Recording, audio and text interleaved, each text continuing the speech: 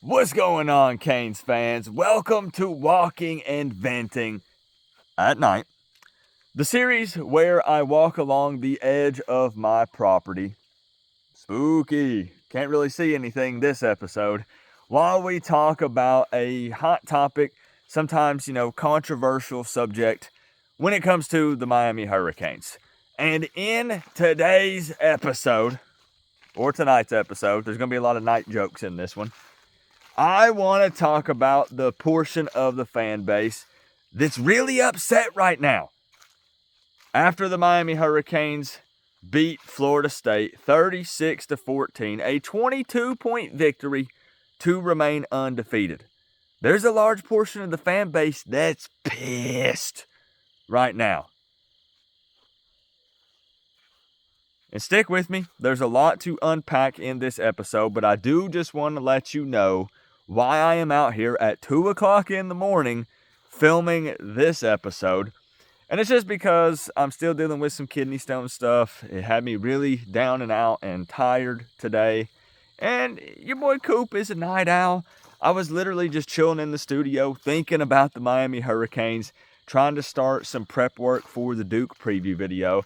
And I said, you know what? It might be cold outside. It might be dark outside, but it's never a bad time to talk about the Miami Hurricanes. So let's just dive right into it. I was one of those fans, and there's two sets of upset fans that we're going to talk about in this video, which is why I say bear with me and watch it to the end.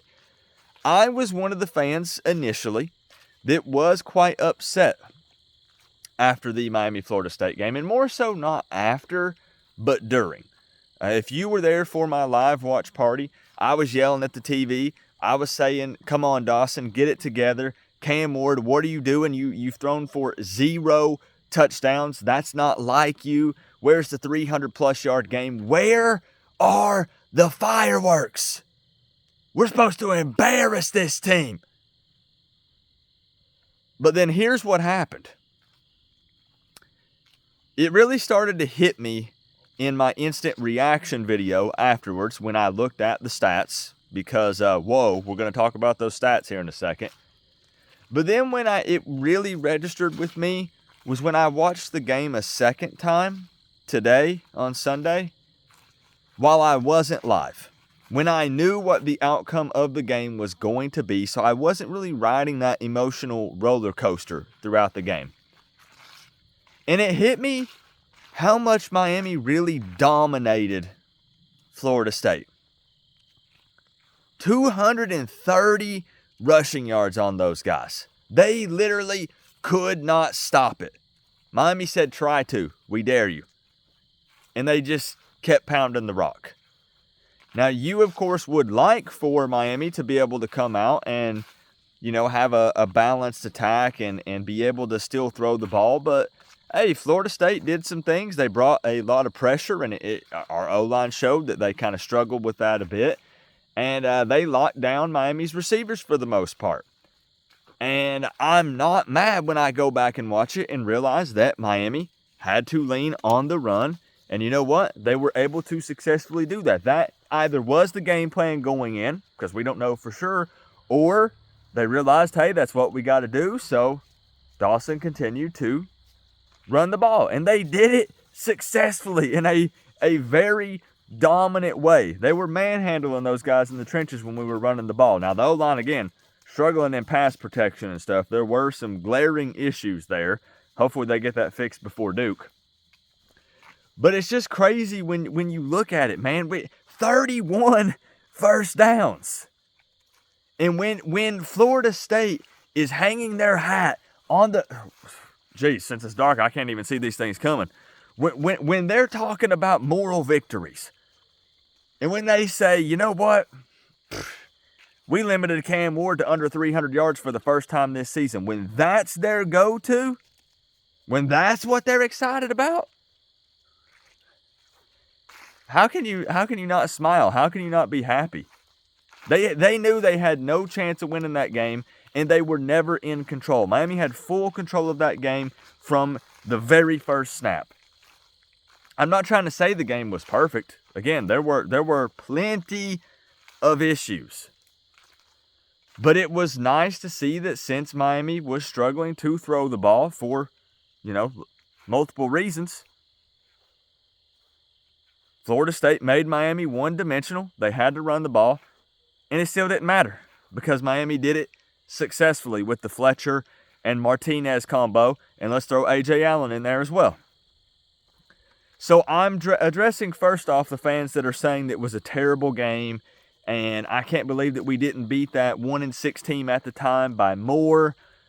Look, I wanted the fireworks as well, but it was actually a pretty dominant performance. It just wasn't as flashy as we're used to, and a lot of us just really wanted revenge on them dirty, stinking Seminoles. And really, at the end of the day, that was a real demoralizing game for them, I feel like.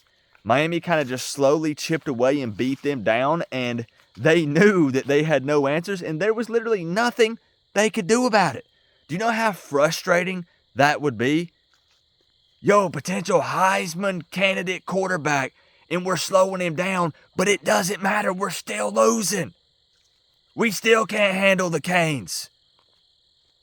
And the more and more I think about that, the happier I get. I keep hearing things over here in the woods. You never know what's running around out here. I actually picked up a possum right before I filmed this video. I'll throw up a picture. Well, what do we have here? Don't worry, I'm not going to hurt him. These guys, they have a bad reputation, but they actually eat a lot of ticks and things like that. I'm just going to set him over the fence so Max doesn't attack him. So I do also want to talk about why I'm happy that the portion of the fan base is so upset over this whole thing. And for some, just the season in general. That's why I labeled it as kind of two different sets of upset. Because there is a large portion of the fan base that says, still can't tackle. There's still a lot of issues with this team, and they're not wrong. But here's why it puts a smile on my face. Because we're having to nitpick here. And the reality is Miami won by 22 against Florida State. A margin of victory that we would have been begging for last year or the year before that or the year before that. And it just shows the progress that has been made in year 3 under Mario Cristobal. And how now the realistic, expectations are high. The bar has been set high. And notice I said realistic expectations. And not just, dreamland here, like what you actually think the team is capable of.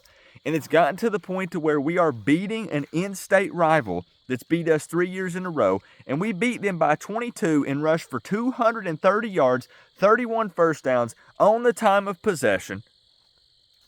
And we're upset about it. We're complaining about it.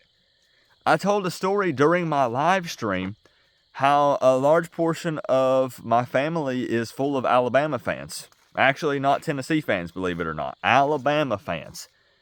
And I would get so upset with my father-in-law because Alabama would play a top 5 or top 10 team, just as an example. And they would only win by 10. And I would be like, hey, yo, congrats. You beat a top 10 team. You beat them by 10 points. And he would just be shaking his head. And I would say, what is wrong with you? Like, I want Miami to be beating these top 10 teams. Why are you mad? And you know what he said? It should have been more. We should have played better. That's not up to the standard. So now here we are, fast forward, right now. I'm just talking about right now here in 2024. Miami doesn't, do the normal thing they've been doing so far this season, which is throwing up a lot of passing yards. I mean, Cam Ward had 0 passing touchdowns. He caught one, but he didn't throw any. And we feel like the team, did not dominate enough. It wasn't good enough. It wasn't flashy enough. It should have been more and could have been more. And that actually puts a smile on my face because all season, I always say a win is a win by 1 or 100, and I stand by that. Because I'd rather win a close game than lose it. Duh. But it just makes me happy to know that we've gotten to a point to where Miami is undefeated 8-0. We feel like we know what this team could be capable of, especially offensively, even though we know that the defense needs to clean some things up. And now we're not content with just beating Florida State by 22. We want more. We want it to be bigger and better. And I think that that's a good sign. I know that there are fans that have always been that way, but there are a lot of fans that try to be more on the realistic side and had basically just accepted that Miami had been mediocre for a long time, and unless something really crazy happened, it was probably just going to be that way for, I don't know, forever. A lot of people, think the team is cursed and stuff. And now, hey, they've broken the Miami Knights curse. They broke the weekday curse. They broke the bye week curse. And now you're seeing fans say, hey, this is not enough. We should be winning by more. We shouldn't have to play from behind looking at some of these first ACC games, right? The Virginia Tech game might have seemed more crazy and fun, but really Miami was down for a lot of that game. And a lot of the flashiness and craziness came from Miami, trying to fight and claw their way back into it down 10.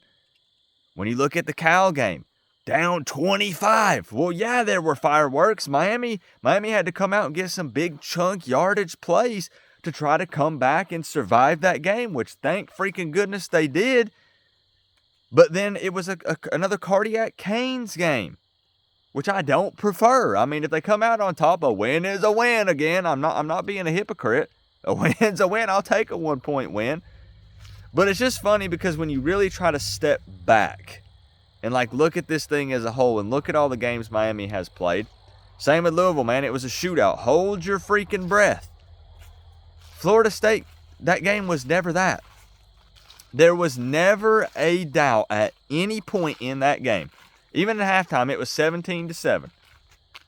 And yes, as I said, I was upset. I was mad. I said, pour it on these guys. What are we doing? Get it together. But it's in the heat of the moment. I wish people would realize that. And I apply the same to you when you're watching it right at home. In the heat of the moment, it's not like you're going through and, you can watch the recording. You can rewind and be like, let me look at that again. Like, who missed that block? Or, you can really, process everything. You've looked at the stats. You know the outcome. Again, you set the emotions and stuff out of it.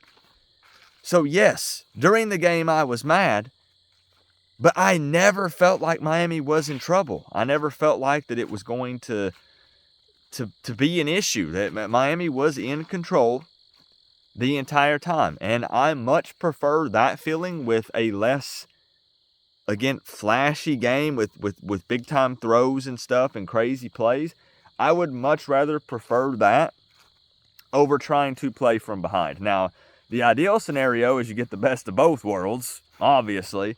You can get the big flashy plays with the passes and then also be able to run the ball as well. But sometimes you do have to take what the defense gives you. And I understand why Florida State is excited about their defensive backs and what they were able to do in that game. I totally get it. So you have to be smart about it. And I think it would have been silly again now, hindsight, looking at it. What's the point of coming out there just to try to either boost up Cam's numbers? Because it's about the team first, not Heisman stuff, and he knows that. And that's his mindset, I would believe. And it's not about just appeasing the fans and trying to get them more excited. It's about winning the freaking football game. And with the way Florida State was playing, Mike Norvell said, hey, we don't want to get blown out. We don't want to get completely embarrassed. Our season's already done. Let's at least try to make this, make it look like we were able to hang a little bit. So he said, let's not give up the big pass plays. And he knows he's not a dummy. Even if Miami is having success on the ground, they're still having to chip away at it. So it's not this big overblown score, 70-14 or 65-10. Looked a little more respectable. Still 22, still a beatdown, but look what everybody's talking about. Miami fans mad because it wasn't as much as we wanted it to be. So it worked. They were not going to win. They weren't going to win. There was no shot. I do not think this was an ugly win. It just wasn't what we were used to so far this season. But I'm very happy. And again, for the fans that are saying, well, I want more just all around, I'm happy to see that the bar is being raised and the fan base is, the fan base has really high expectations. And that's not a bad thing, I don't think. I don't think it is. So, hey, remember though, guys, we're all one big happy college football family. But at the end of the day, I gotta say, it's always better when you get to rep. I don't know if I can hold it up. I don't know if Max is going to hold my phone for me. Hold on, I can't not throw up the U to end this episode. That just ain't right. Then I'll get blamed for jinxing the Duke game or something. We can't have that. Let me run over here. Maybe we can set it up. Here we go. Let's just do the outro again. Remember though, guys, we're all one big happy college football family, but at the end of the day, I gotta say, it's always better when you get to rep the U. Coach Coop, peace out. I'll see y'all in the next one.